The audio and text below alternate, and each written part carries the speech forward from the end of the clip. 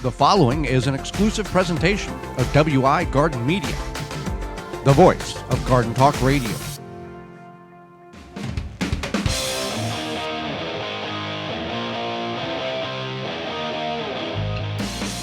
Coming up on the program today, it's about small space gardening, as well as we'll go over techniques in order to have a better cucumber harvest. And our guest will be polymer scientist, engineer, and developer of the Tree Diaper, Wei Zhang will be with us, and we'll answer your garden questions. And it all starts right now. You are listening to the most informationally packed hour of garden-focused radio in the country and on the internet with your host, husband and wife team Joey and Holly Baird. This is the Gardening with Joey and Holly radio show. Welcome to the Gardening with Joey and Holly radio show. I am your host, Joey Baird. Beside me is my wife, co-host, best friend, and gardening partner, Holly Baird. This program is for you, about you, to help your garden grow better, to maintain your landscape, grow healthier trees, make your grass look greener, as well as preserving what you grow. Thank you for taking time out of your day to join us on the program, whether you're listening to us on one of the 15 stations our show is broadcasted on here in the United States in 2021, through our parent website, the WisconsinVegetableGardener.com, underneath the Season 5 radio tab, or podcast replay or in-studio video replay. We thank you for choosing us to be part of your world for an hour today. If you would like to get a hold of us during the program, after the program, whenever, you can certainly do that by emailing us at gardentalkradio@gmail.com. That's gardentalkradio@gmail.com. Or if you'd like to talk to us, you can give us a call, 1-800-927-SHOW, 1-800-927-SHOW. You can call us if we can't get you on during the show. Call us anytime, and we will return your phone call with the answer to your question or situation. Well, we're going to get in the program and talk about small space gardening. But first, Holly, we installed a couple of bird feeders out in the front yard and filled it with Wild Delight premium bird feed, and we can't keep the bird feeders full. No, it's a very busy bird station. We see finches, sparrows, cardinals, mourning doves. Yeah. Also, mourning doves. Mourning doves. Yeah. So yeah, they love the bird seed, and it's been fun watching them. Well, we like I said, we put Wild Delight in the bird feeders, and there's not much kick out, because there's not filler in that bird feed. It's all premium seed and berry mixes, which what the birds like, and it's just we can't keep up with it. It's just a frenzy of bird activity, pretty much. And we're next to a very active road, and the bird feeders maybe 12 feet off the road. They don't mind. No, and then they sit on the fence there too, and they kind of just hang out. Yeah. So it's something that enjoyable to watch. And even in the big garden. Yeah. Big garden. We've got a couple of bird feeders filled, and same thing. Hard to keep up with the amount of filling, which is a good problem to have. Well, if you are of a large, small space gardening can be done anywhere. Whether you have a large garden that you're currently growing and you want to add additional containers or fill in spots in other places, or you don't have anything at all. Small space gardening, there's some things in which we need to know about in order for us to be successful. Right. So one thing to keep in mind is that you have to think about your light. So if you have a sunny spot, that's going to be more preferable, but you can also grow things in less sun. Partial shade is the term that's used. That requires about 5 or 6 hours of light. Full sun, the spectrum is 8+ hours of sunlight. So if you're growing in a small space in a container, you can move that container around. If you're physically in the ground, let's say a side bed of the house where you're renting or something that they've allowed you to, use a little area, you kind of got to figure out what's there now, what shade problems may exist later on, because everything's full sun right now. We got no leaves on the trees up here in the northern portion of the United States. So you think, I'm going to plant, and then, in July, you're like, it's awful shady here. Right. That's another thing, especially if you are growing maybe in a community garden or a spot where your landlord says, this is your little area. This right? is it. This is it. You may want to think about, if you are going to grow compactly, think about the soil. So even though you're like, well, there's soil there, you might have to bring in some compost or something to kind of help feed that soil, because you don't know what kind of nutrients are still left in it. Well, and that brings up the other thing. If you're growing in containers because you don't want to dig or you can't dig or whatever the reason is, you can use, any type of container works. Now, you can get a grow bag from rootmaker.com and use radio 21 as a coupon code and save 15% on your entire order. They've got grow bags from 1 gallon to 60 gallon. Now, the thing that you need to be aware about grow bags, pots, containers, porcelain, ceramic, the larger the container, the more soil it will hold, the more nutrients it will be able to give the plant, and the slower it will dry out. The drying out part is the big problem here because, everything, it's a little cute 1 gallon grow bag, which is fine. And we've got about 7 tiny Tim tomatoes in grow bags that stay inside year round. They get about 16 inches tall and they bear a whole bunch of great tomatoes. We don't have to put them on the porch. We just keep them in the window and we can monitor them. But if you're going to set that out to the side of the house, that thing's going to dry up and the plant's going to be dead in about 4 hours in July. Right. That's a very good point. So that's something to keep in mind is the size of the container and how often you might have to water at the peak of the summer. And if you're going to go with the container route, you can go with a drip irrigation system. They call it's a patio set, I think, from dripworks.com that is set up for container usage. Works very well. If you're going to grow in a small area, you want to look for varieties that use terms such as, in their name, patio, compact, tiny, dwarf, baby. Yeah, all of those words, like words that are synonymous to small. And there are plenty of varieties out there. Oh, yeah, there's a lot, especially as we have more technology, there's hybridization. It's all good. You can definitely grow those smaller varieties. There's a patio sweet corn that's compact. There's compact tomatoes. There's the tiny Tim. There's tiny Tom peas that are 8 inches tall. So there's a lot of different. There's a bush cucumber. Yeah, and there's just even bush beans. Maybe you really like green beans. You want to grow a bunch of beans. You can do bush beans. Those produce a lot of beans for you. Now, if you're wanting to grow World Record State Fair pumpkin out of a container, you might want to reevaluate your dreams and hopes because it probably is not going to work. You might want to talk to your friend that lives outside of the area where you are and see if you can borrow their backyard for a bit. Because not everything can be grown in a container in a small space. Pumpkins need 50 to 100 square feet. So, you keep that in mind. You can do a couple of different planting methods. The square foot gardening method, companion planting, vertical gardening, succession planting, window gardening inside. So let's briefly go over what are these companion, square foot, vertical, Holly. Sure. So yeah. So just so we're on the same page. I know many people know, but let's just get everybody in the same area here. So I wouldn't necessarily call it companion planting. I would call it more or less like, what's the word? Kind of polyculture.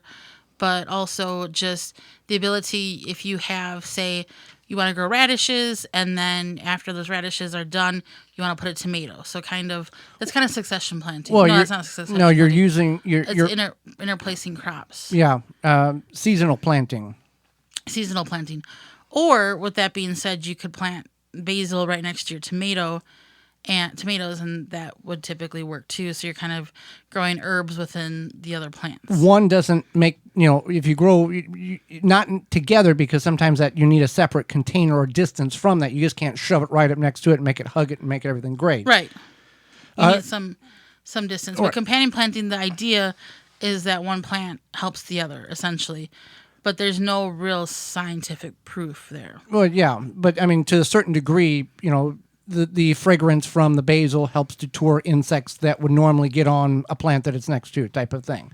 Square foot gardening. So square foot gardening is the idea that per 1 square foot you might grow X amount of vegetables. So for example, 1 tomato per square foot. Is it 16 radishes? 16 radishes.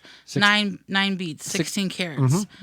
And so it's the idea that if you think about your container or your garden as square feet, it kind of helps you lay out your garden and it helps you use the space the best as opposed to planting in rows. And vertical gardening, grow up a trellis, whether it's a fence that you've had permission from the neighbor, or you create some type of device for cucumber or bush beans or pole beans to grow up on, or some type of other fruiting vegetable or vine.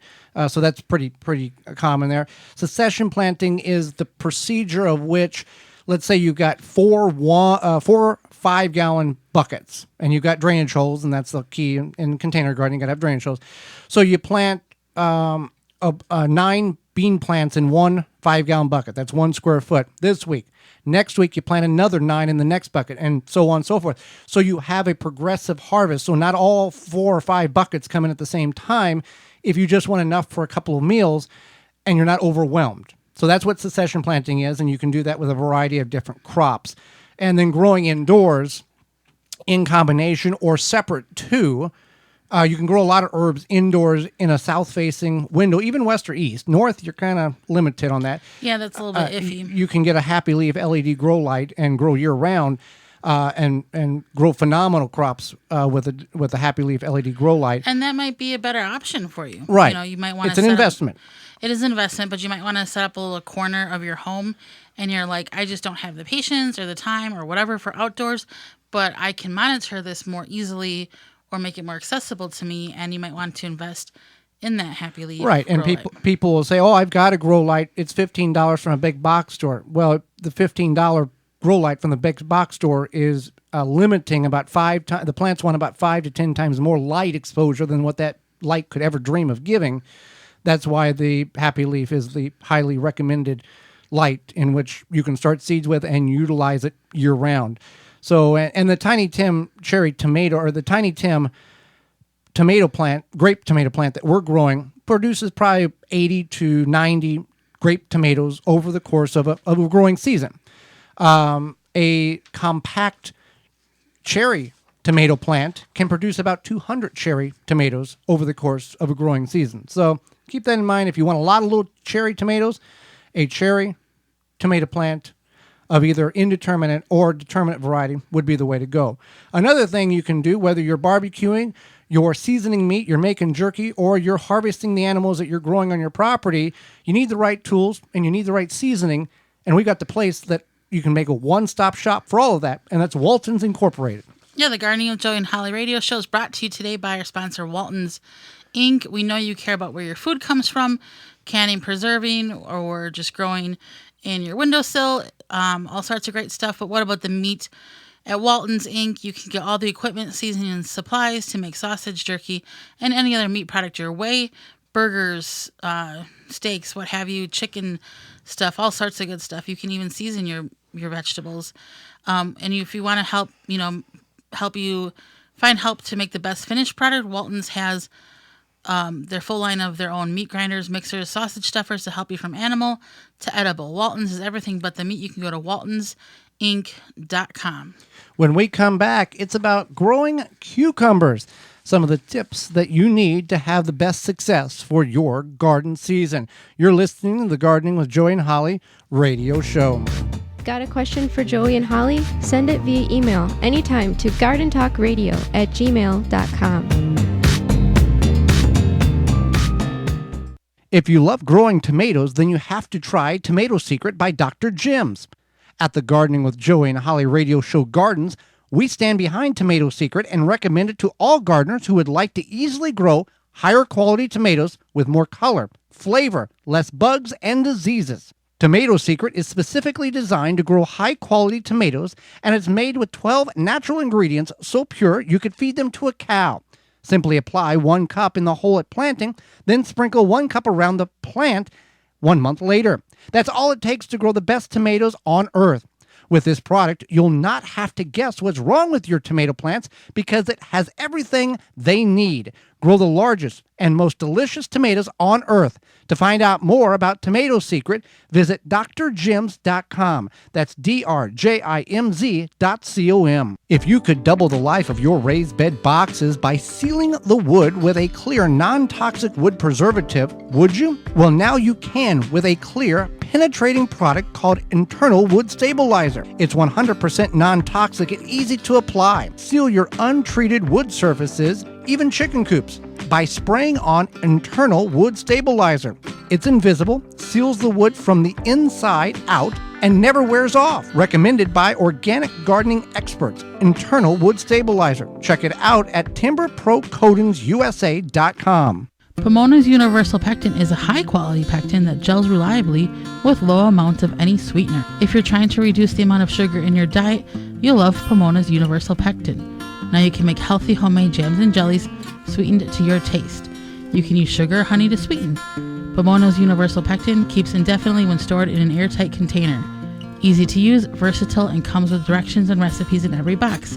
Find out more and where to buy at PomonaPectin.com. Also available at natural food stores and online. Rinse Kit, your hose on the go. Pressurized water at your fingertips. Without pumping or battery, simply fill from your spigot or sink on your way out to the garden, beach, or anywhere. Spray it, wash it, Rinse Kit. How would you like to be able to fertilize, aerate, and dethatch your lawn using just one product and at the same time improve the soil and root development? Introducing Lawn Force 5, a 5-way lawn care kit in a bottle. Lawn Force 5 gives you a lush and healthy lawn you can be proud of, and it takes away the expense of hard work that comes with mechanically aerating and dethatching the lawn. Visit our friends at natureslawn.com to find out more about the amazing Lawn Force 5 product.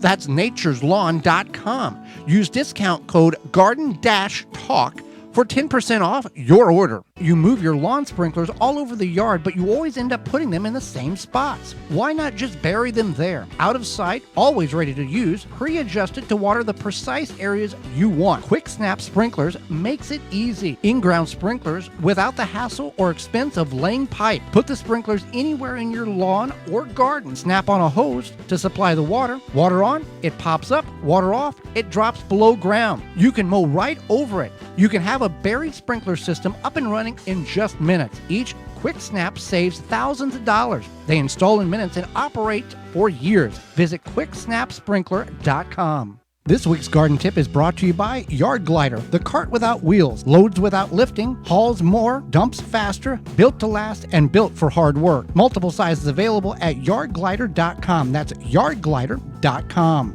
Early blight is a bad bacteria in everyone's soil. When splashed up on the leaves of your tomato plant, it can kill the tomato plant progressively over the course of the growing season. One way to reduce this is at the time of planting, take a handful of yellow whole grain cornmeal and sprinkle around the base. It contains a beneficial bacteria in it called trichoderma that fights that bad bacteria, which is the early blight. You can reduce the amount of early blight your tomatoes will receive by about 80%. This week's garden tip was brought to you by Yard Glider, the cart without wheels, loads without lifting, hauls more, dumps faster, built to last, and built for hard work. Perfect for homeowners, arborists, hunters, landscapers. Pull it behind an ATV, a lawnmower, or pull it yourself. Multiple sizes available at yardglider.com. That's yardglider.com. We've been using a game-changing tool called SeedLinked to find and review our seeds this year. It makes finding the right seeds simple. It is driven by growers' data, so you can really see what's best for your location. Check it out at seedlinked.com or download the mobile app today. Protect your plants against damage with a 3-in-1 plant guard and special blend fertilizer. Visit ivorganics.com. The Gardening with Joey and Holly radio show is brought to you by the following: Simply Earth, Seed Savers Exchange, Quick Snap Sprinklers, Water Hoop, Timber Pro Coatings, Bloomin' Easy Plants, Pomona Universal Pectin, Ivy Organics, Tiger Torch, Happy Leaf LED, SeedLink. Find all sponsors at the WisconsinVegetableGardener.com and thank them for their support.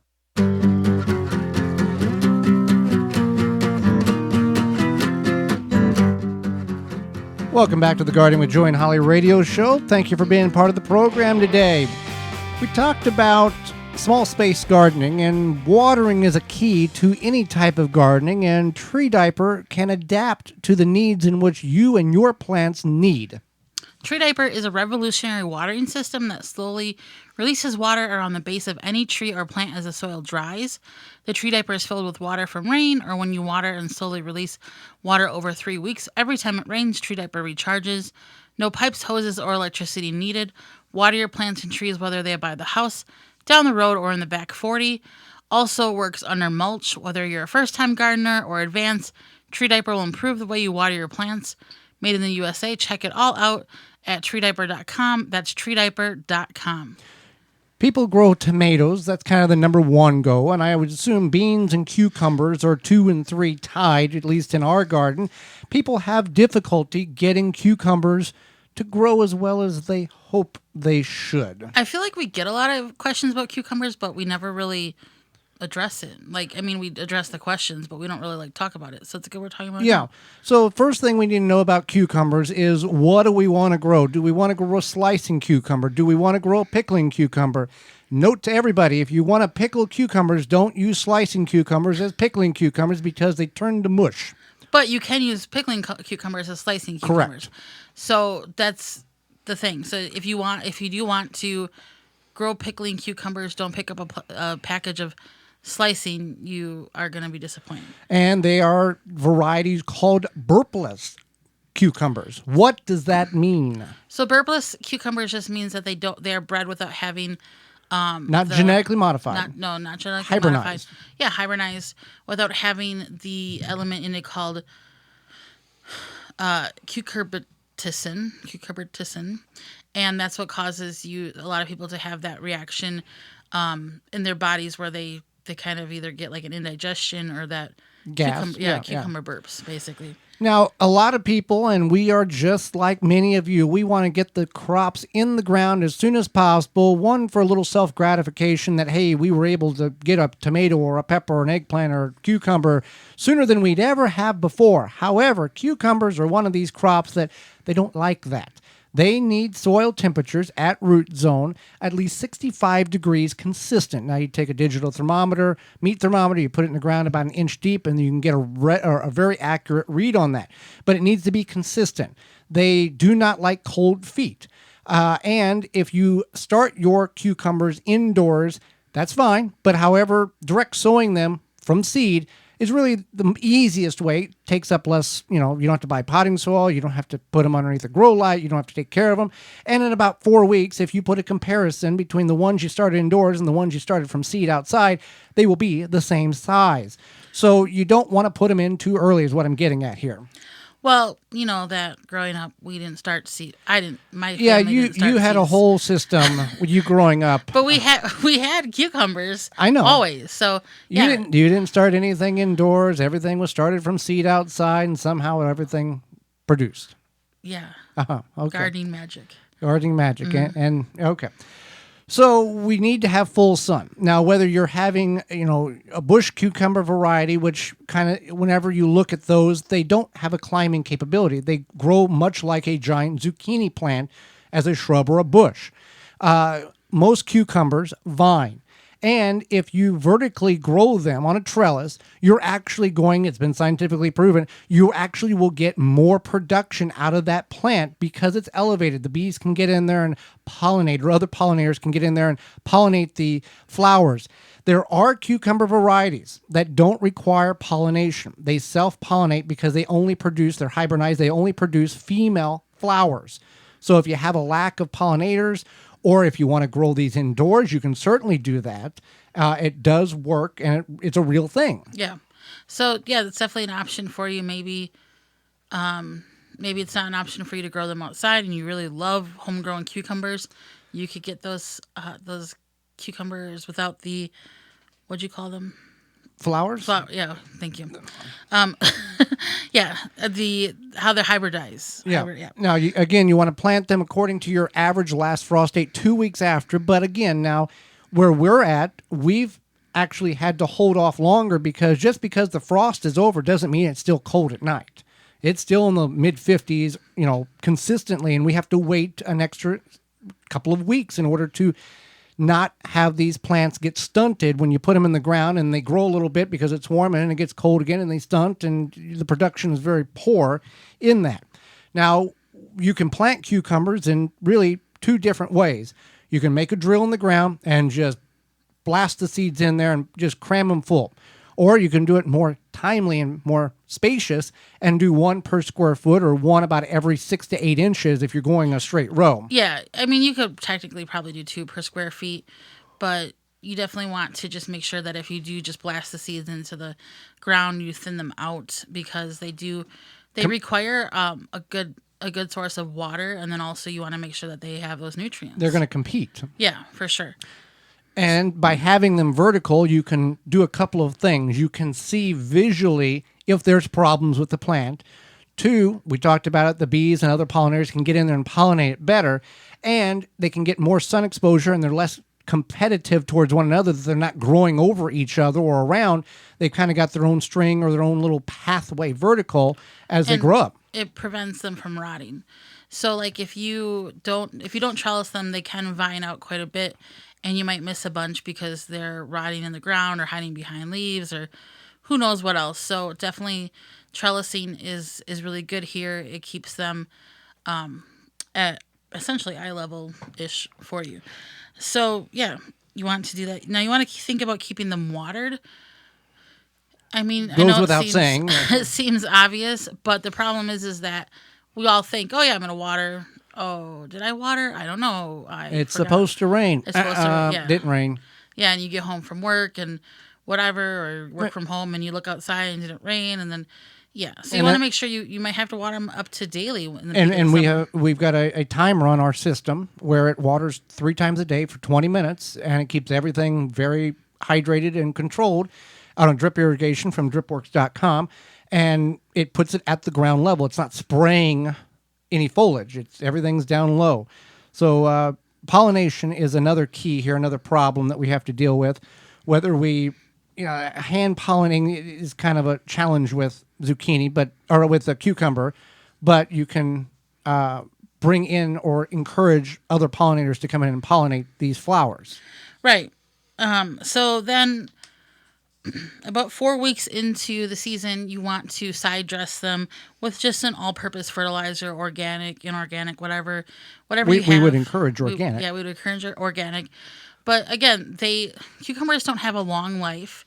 So that's the other thing that people are like, it's September. Why is my cucumbers dying off? Well, what happens in September in many portions of the United States, it starts getting cooler nights. Yeah, the cooler nights. Soil starts getting cooler. And cucumbers like warmth. Yeah. So you want to, about 4 weeks in, you want to give them a little boost of fertilizer.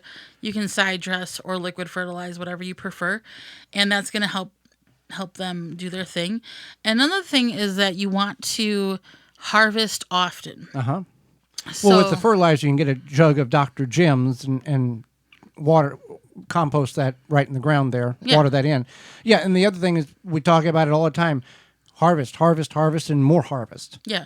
So you might go out, Monday, oh, that cucumber looks close enough, I'll get it tomorrow. And then tomorrow comes and you get distracted, whatever. And they play with smaller items in the NFL than what you're picking out of your cucumber patch. Yeah, and then pretty soon you have this football-sized cucumber, and it's bitter and gross and not delicious. And the other problem is, if you let a cucumber go to that stage where it gets yellow and it gets white, that plant is shutting down because its job is to reproduce. Make sure the seeds in that very large cucumber are as mature as possible. The plant dies off. It's done its thing. Life over. Move on.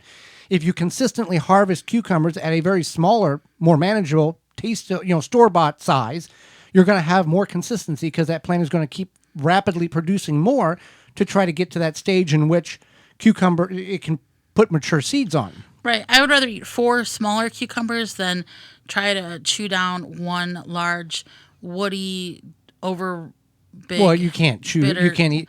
No. Pigs don't even like the bitter cucumbers, that type of thing. Yeah. So there's just a number of things there that hopefully that will help you in your cucumber growing capabilities.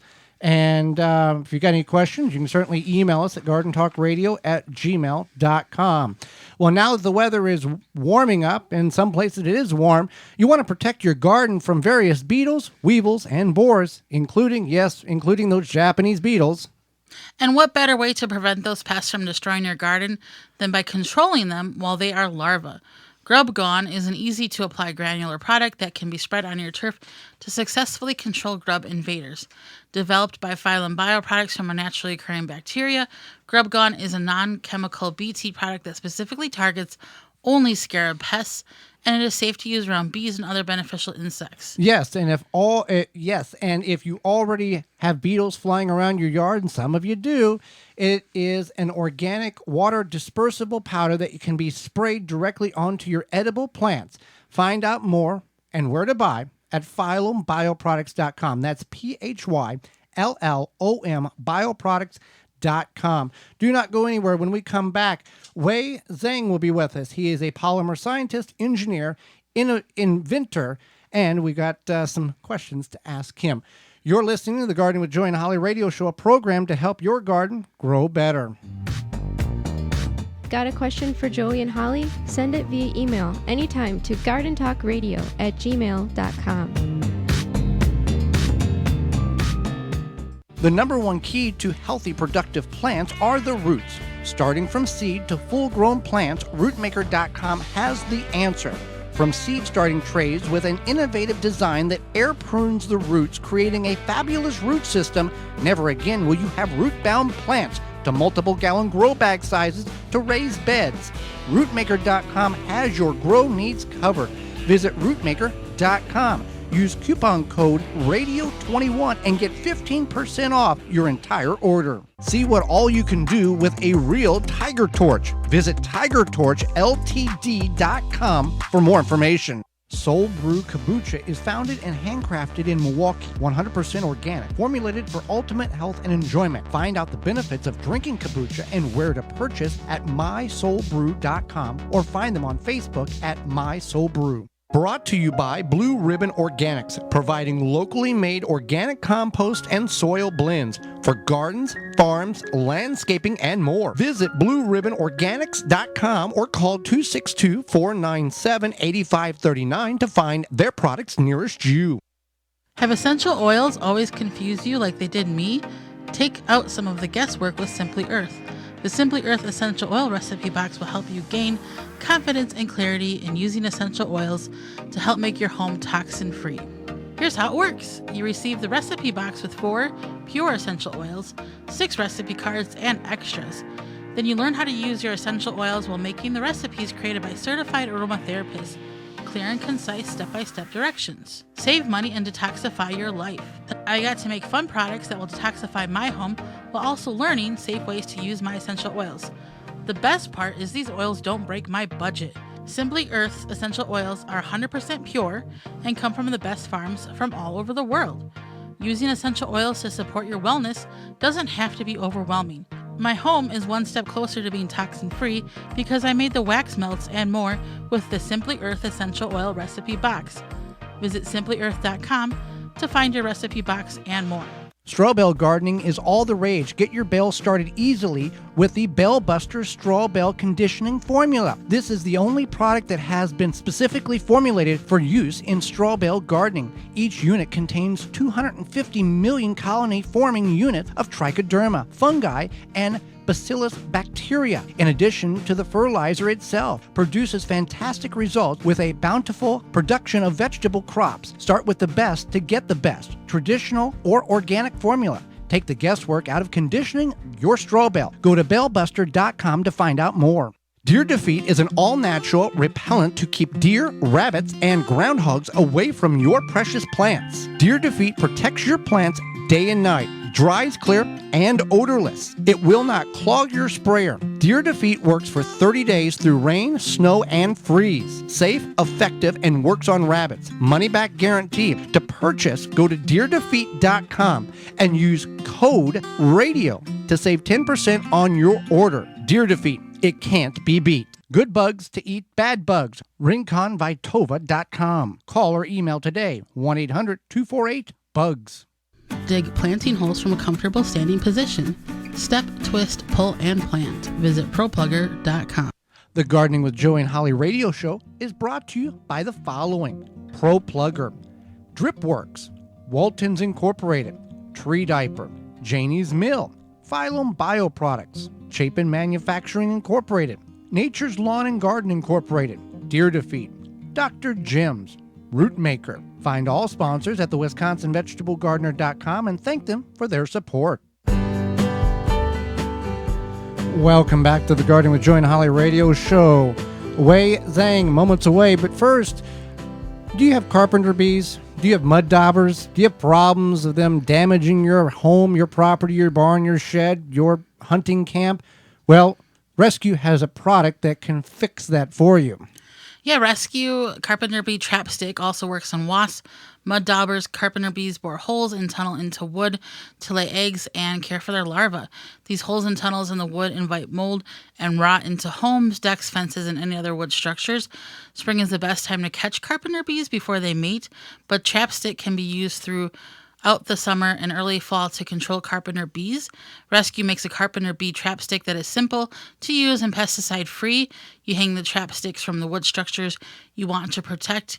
You can go to carpenterbeecontrol.com to watch a video about carpenter bees and learn how to prevent them with the trap stick from Rescue.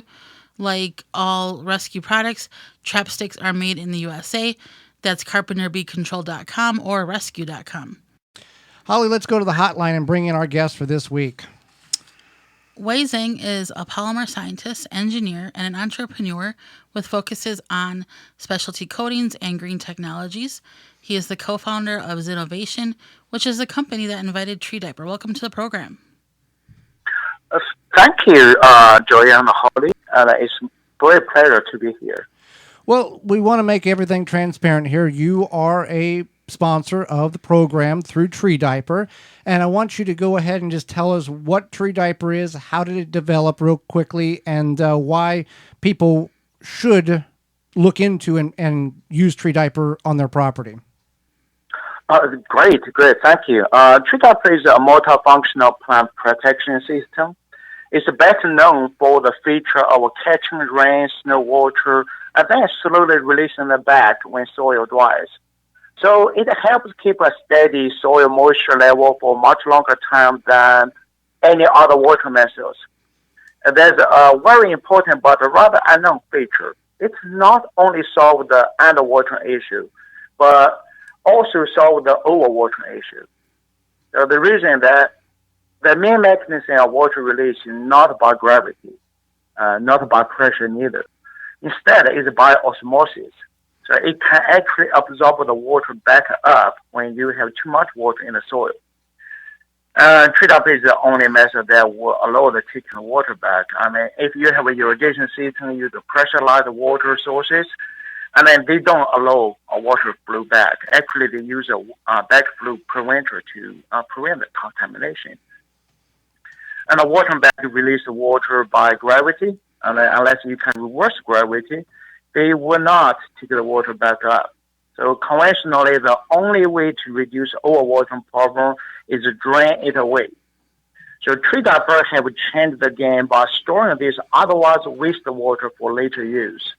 And in addition, Tree Diaper help with weed control, soil protection, reduce erosion, protect plants against extreme temperatures, and so on and on. Okay, great. So if you are wanting to incorporate trees into your landscape, what are some things to know before you plant, like before you just plant a tree and do your good deed for the environment? Oh, Holly, don't get me started. This can be a long list. First of all, trees are tough, and most of the plants are. Naturally, they are growing into forest, and as long as you don't touch them, they grow up anywhere, including roof cities, and in the rural railroads, and anywhere. But it can be difficult to when you incorporate into landscape. Actually, planting a tree is rather easy. Dig a hole, stuck it in, and fill back up. That's the planting part, right? That's easy. But growing one takes a lot more effort than just that, especially in the urban area and for landscape. Most of these trees are transplanted from farms. And during the transplanting process, a large portion of their roots are left behind at the farm. Well, yeah, there are container plants, but they are less popular. And also, they use a irrigation system on the farm, and then they water on a daily basis, maybe sometimes multiple times per day. So my friend, Mr. Gordon Mai, the consulting office from Auburn, California, he used to say, growing a tree is like raising a child. you do not expect your child to be independent right after birth. And actually, it means a minimum of 18 years of nurturing, education, support. Trees won't take that long, but so many tree planting projects literally means planting only. It is at the peak around this time of year, the Earth Day, Arbor Day, but during the hot summer days, all these newly planted trees are just forgotten, and nobody taking care of them. And then don't worry, next year the same thing will repeat again, right around the Earth Day and Arbor Day. So we recommend 1 year watering per inch caliper for larger trees. That is considering watering your maybe 2 year caliper trees for 2 years before considering it fully established. By the way, the contractor typically offer 1 year warranty, and it has nothing to do with establishment. Second, people tend to water only the root ball of their newly planted trees. That is where the roots are, so I don't blame them. But if you do that, the trees tend to grow the roots inside the root ball and it doesn't integrate with the new environment quickly. I wrote a blog about this a few weeks ago, and we have been recommending people to water not only the root ball, but water surrounding soil to promote the healthy outward root growth. That is why we recommend choosing tree diaper size that is roughly about double the root ball size. And then third, check if the soil is compacted. It's very common for urban areas to have compact soils. Fourth, stop putting too much mulch on the tree trunk. It's not pretty, it's not healthy. And the fifth, don't plant too deep. That's not a very common problem. We can go on for another hour if you like. So, well, a lot of good information there. What should the average gardener do about their own moisture retention capabilities? If they have or they feel their soil is too porous, what can they do to improve that soil to retain moisture instead of let it run right through? Joey, you are right on. You are spot on about this porous soil doesn't retain the water very well. And actually, the other side of the spectrum, soil structure spectrum, that's the clay soil. They may retain the water very well, but the amount of water become available for the plants is also low. So the porous side and the not porous side both are very low. That's called the plant available water. I would say in the middle of the soil structure chart, that's the loam soil, will allow the most water retention. And the plant available water is defined as the fill capacity and the wilting point, the water between these 2 points. I mean, if you have water above the fill capacity, you have a standing water, which is bad for the plants because it depletes the oxygen from the roots. I mean, it creates the overwater issue like a root rot. And when you are above this point, you want to drain the water away as quick as possible. If you go beyond 30 hours, you're going to start to have a problem. Below the wilting point, apparently plants wilts, right? There may be a lot of water in the soil, but plants just cannot extract it anymore, especially in the clay soil. So in the sandy soil, it just simply doesn't have enough of the plant available water. It just doesn't have much water there to start with. Stormwater retention is dependent on the soil composition, structure. Rainwater retention really is the best for you to water your garden. So conventional, if you want to increase the soil, the plant available water, it typically means expensive soil amendment. You mix up them with a loam, you mix up them with sealed loam, that type of soil that help increase the plant available water. As we just talked, when you have more water than the fill capacity, you want to drain them away as quickly as possible.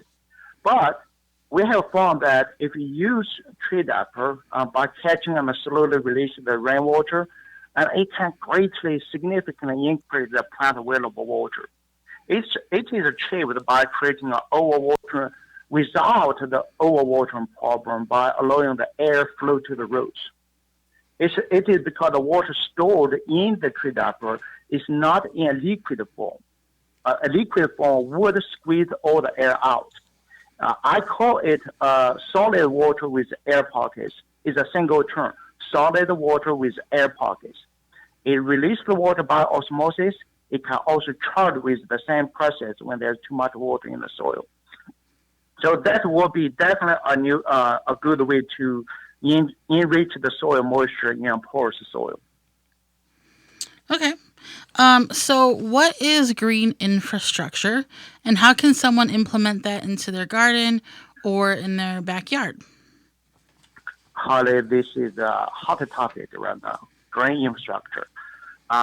Green stormwater infrastructure, to be exact, is especially designed for stormwater retention and for reduction of stormwater runoff. Some well-known types are also called the rain garden. Stormwater runoff has been a big issue recent years because we just built too many roads, too many roofs, too many parking lots. And this impervious surface doesn't allow the water to penetrate. And we're also cutting down the trees that used to be there. And that will take away a lot of the retention, detention of the rainwater. So all this water goes into the drain. Well, 90% of the U.S. population live in an urban or suburban environment. And if you put your city name, that's the fun game you can play. If you put your city name, the name of major river and the lake near you, the word raw sewage in a Google search, I guarantee you, you will find a news report about untreated raw sewage being released in your river because of rainfall. Guaranteed. If you cannot find, I'll find it for you. This is due to the most cities use a so-called combined stormwater and sewage system. The system cannot handle the volume from even medium of the rainfall, let alone a large rainfall. So they have let it go. It's also called the combined sewage overflow. So that's what is the technical term about this sewage release. So actually, it can be more. It is more about the peak volume than the overall volume. Yes, if we can flatten the curve, there won't be any problems.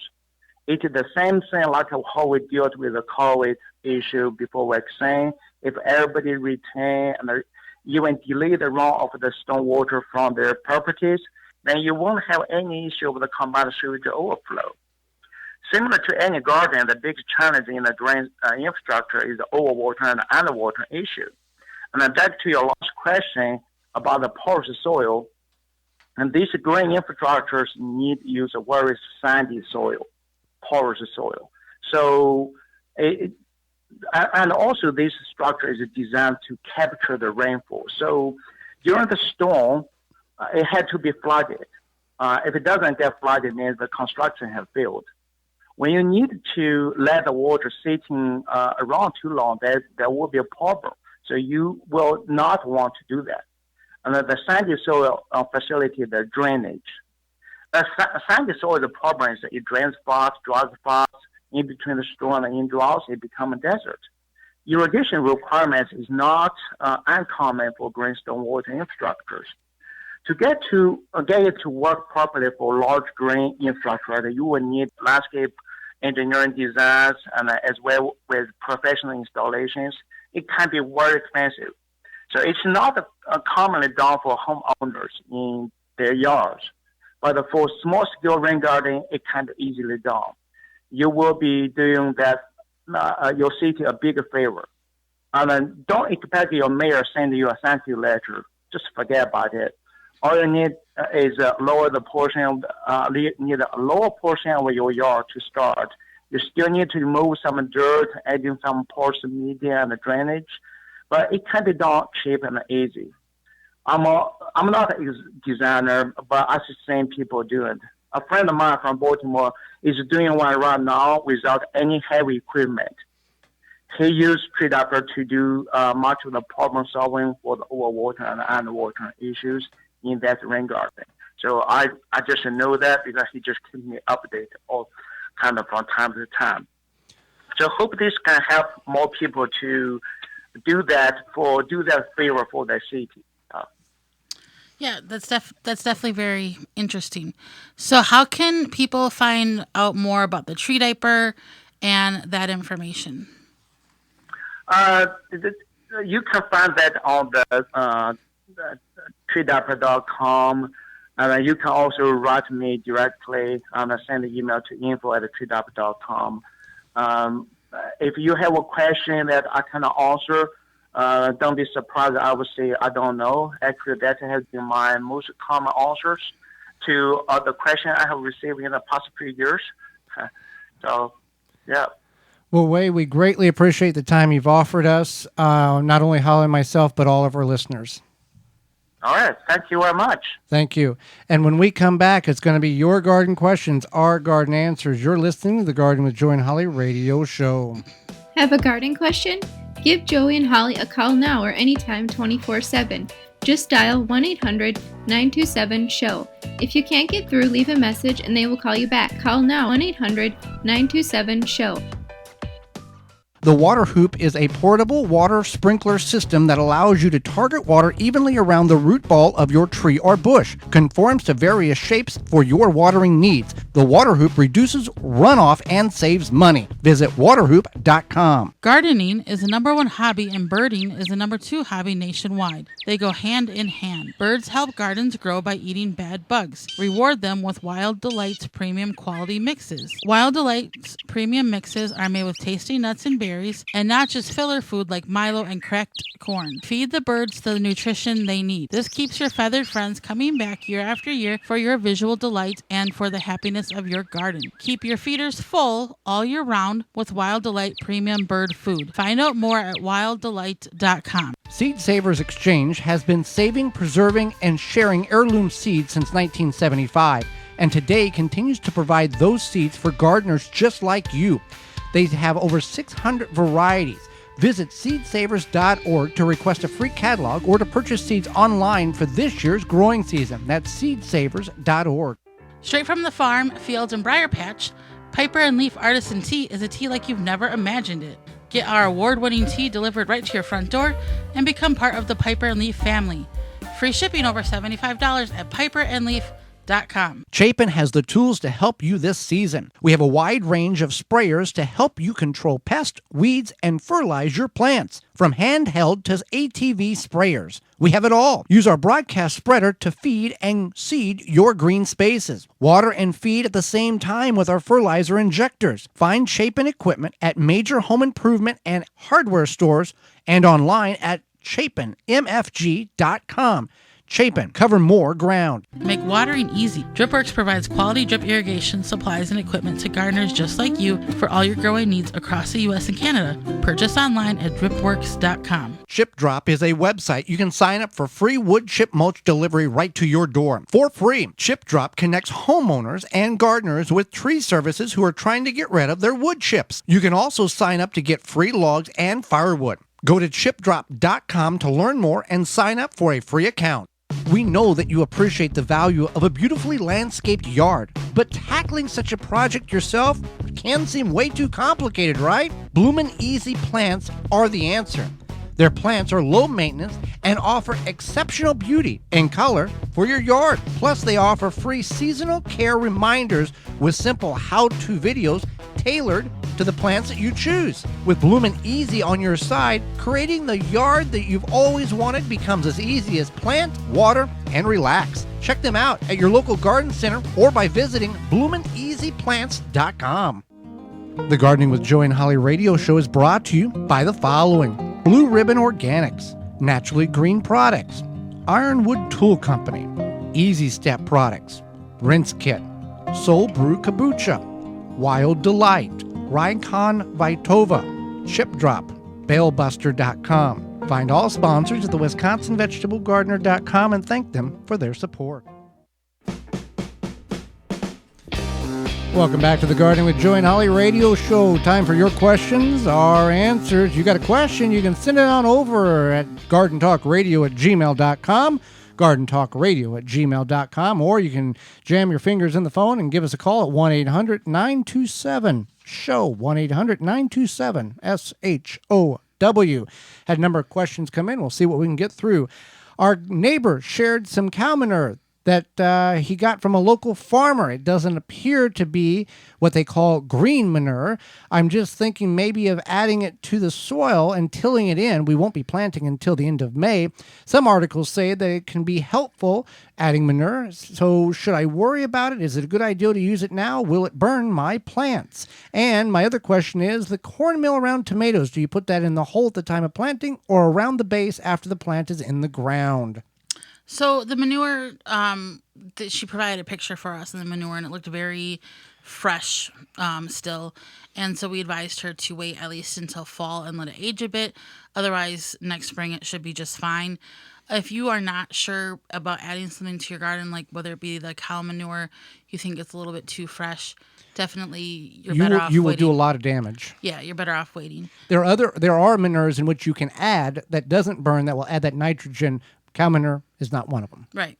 The cornmeal, you just sprinkle around the base of your plant. So you plant your tomato, and then you sprinkle around the base of your plant once at the beginning of planting, and then I don't know, like 6 weeks later.